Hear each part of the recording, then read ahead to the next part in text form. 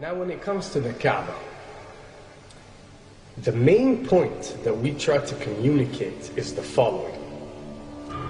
In Islam or in the Quran, God teaches that if all mankind and if all the jinn combine to sin and move away from God, then God doesn't lose one atom's worth of His kingdom. And if mankind and jinn combined to dedicate every second of their life to prayer and to worship of the one God, then God's kingdom doesn't gain one atom's worth as well. What does this philosophy teach you?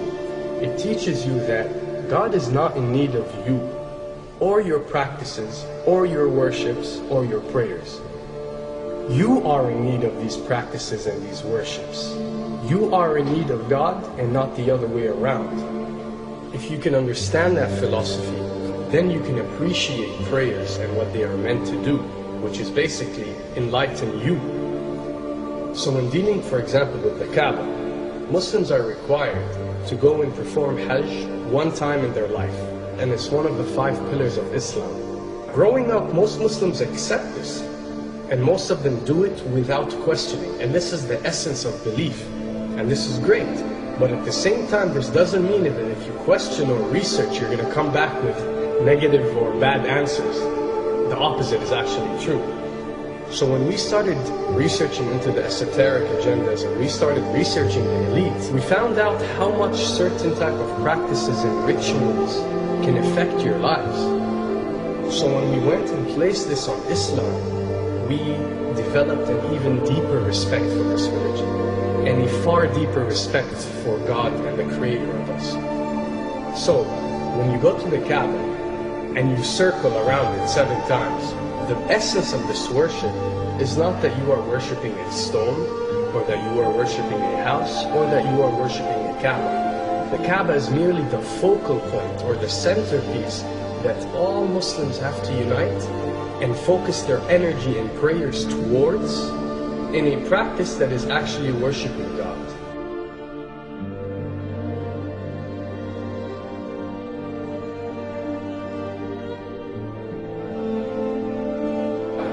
Now, going in circles counterclockwise does not break you away from time and space. But the fact that the energy of the Kabe is the strongest energy on earth and it flows counterclockwise, by you flowing in correlation with this energy, you are uplifting yourself.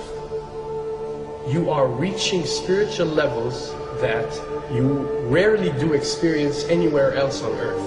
And the fact that you got to do it 7 times, and we are taught that there are 7 skies, or 7 samawat, or 7 spiritual planes, then one can discover that each circle breaks you through a spiritual plane spiritually, so you can reach the ultimate state of wisdom and spirituality. Does this mean that only Muslims can reach this level? Does this mean that if you're not Muslim, you give up or you reject this information? Not at all. In essence, any one of you, regardless of what your faith is, if you are dedicating your worship and your journey to the one and only Creator and not anything created, then you are on a righteous path.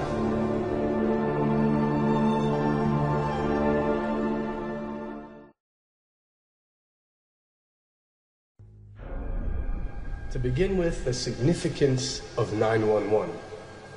What you have to understand, and what we are trying to explain, is that when dealing with extra dimensions, or when dealing with beings from extra dimensions like jinn, for example, or when dealing with the Illuminati, or the elite, or people that follow a certain type of esoteric agendas, although me and you communicate through words and letters, they have chosen a different type of language. And this is a cross-boundary type of language. This is a language that goes across the boundaries, understood by all. And this is the language of numbers and shapes. And this is why whenever you do research about these groups, you'll find out that they practice something called sacred numerology and sacred geometry. What does this mean? It means that each number is given a meaning. Each shape is given a meaning. A meaning is communicated whenever a shape is presented or a number is presented by these specific groups. I'm not talking about random people or random groups. We're talking about specific groups that follow this type of agenda.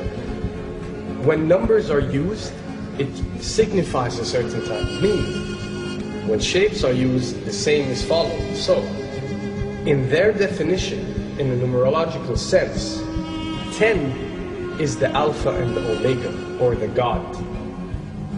11 is a step above God. 101 is a step above God. 911 or 911 is the skipping of God. It is the ultimate challenge. It is going from number 9, which has a specific meaning, to number 11 without going through 10. It's skipping God. So it's no coincidence that this event that we call 911 today took place on 911. It is the ultimate challenge. So now that we understood what 911 means, what other practice do we do that deals with 911? Calling a number whenever you are in an emergency. Now, creating an institution that helps people whenever they are in need of help and whenever they are experiencing an emergency is fine. There's nothing against it. There's no religion, there's no logical person on earth that will tell you this is wrong. But when you understand how sinister these elites are and the way they work on a level that's way beyond what you think. So the fact that when you're experiencing an emergency or when you are in need of help, you have to pick up a phone and dial 911, which is the ultimate numerological definition of skipping God, then you'll understand how these people work.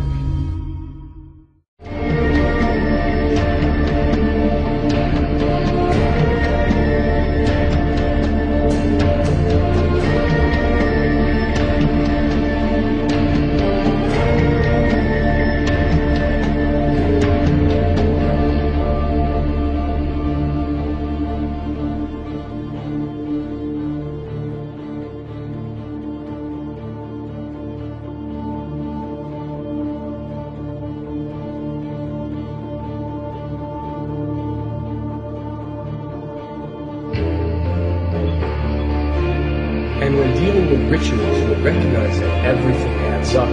For something to be a ritual, everything has to be in place, everything has to be perfect. And my advice is, if you want to recognize that something is satanic, it has to add up in all sense. The numbers have to add up, the shapes have to add up, the event has to add up, it has to have one general meaning. The pieces of the puzzle fit perfectly. That's when you recognize when something is ritualistic or satanic.